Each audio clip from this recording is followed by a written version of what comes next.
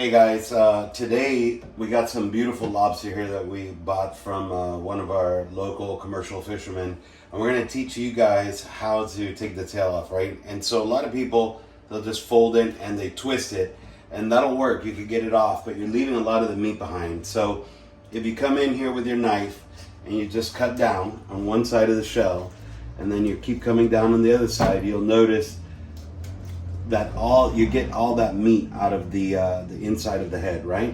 When you use the knife, and so you get that little ball right there. We'll show you again here. We'll do another one. You want to get the lobster, just go down on the knife, and then at the end you can pull it right off, and you get all that meat out of the head. One more. Any knife will work.